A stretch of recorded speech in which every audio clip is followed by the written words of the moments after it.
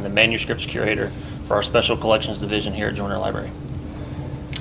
So Patrick, what do we got?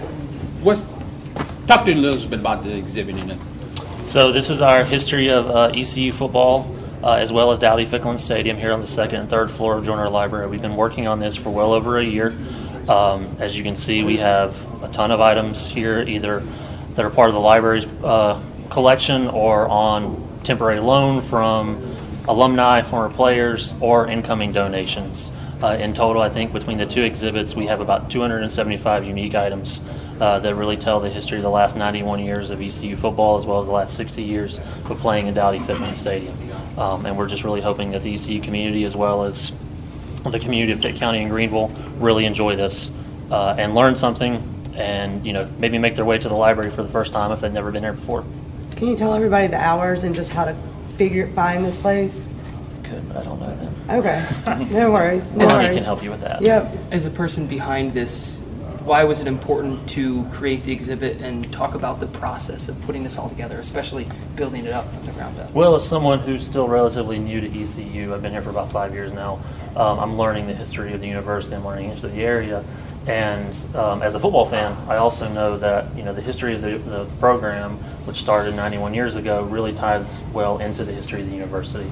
I mean, it's right around the time that football comes on as we get our first male students, give or take a few years, and you see the university grow along with the football program. If you look at those early teams and the teams they were playing, we were playing high schools, we were playing JV teams, and now we're playing Power 5 conference schools. And growing into a major university, both academically and athletically. So it's just kind of a perfect merger between academics and athletics here in the library. Well, a lot of hard work put into this space, into this museum. How was it seeing the football team come through here today and kind of take it all in? This is what I was looking forward to most. I knew we'd get the exhibit open. Our team here in the library is great. I didn't have any doubts about that. But getting the team here, getting the coaching staff here, getting the athletic department here, because they were a huge part of this exhibit. We wouldn't have been able to do this without their approval.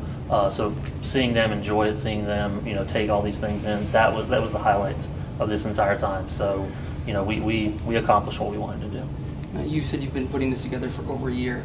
Was there one piece in all 275 that when you got it, you thought, hey, this is awesome? Actually, it was 2 days ago. We added it to it after the exhibit opened. It's the game-worn Marshall ECU helmet and jersey, which is over there with the game film. So this entire project started with the 2020 Marshall ECU game that was unfortunately canceled due to COVID. That's what started all of this. So we were working on some blog posts and some social media material with University of Marshall and their archives there, and unfortunately that game got canceled. The material never got made public.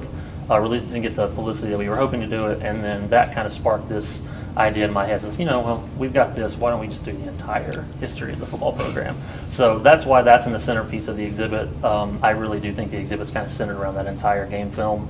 I think that's the best item that we have. Talk about the process of going to an individual and saying, hey, I'd like to borrow your memorabilia for a little while. So luckily for us, we put out a call online, social media, and our website, and I got at least 130 emails from former players and alumni. I've traveled this state for the past 9 months picking things up, and it actually wasn't that hard. Once you tell them that this is going to be taken care of and what you're doing, they're really proud to be a part of this. And everybody who has given us items has either seen the exhibit already or saw photos as we were putting it together.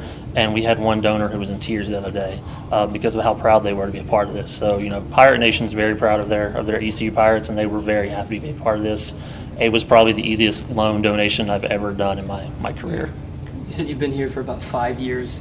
How much do you think your appreciation for this university and for the football program has grown in that time? Oh, it's grown significantly. I'm going to be honest, before I moved down here, I might have seen 1 or 2 games from the western part of the state. We don't get a lot of ECU games over there, but since I've been down here, I haven't missed very many games on television. I still haven't been to a game because I have 3 small children.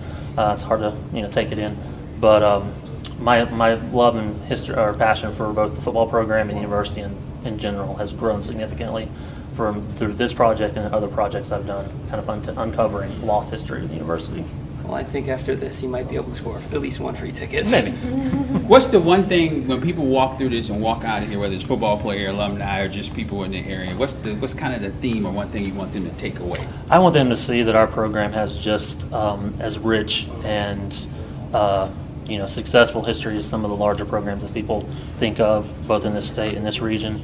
I mean, ECU football's been here for 91 years, and we've grown from a program that did not score a touchdown or a field goal for the first 2 seasons now to, I think, one of the stronger programs in the country, in my opinion. So I hope they just see how passionate the fan base is, how hard the players work, and how much the university loves them.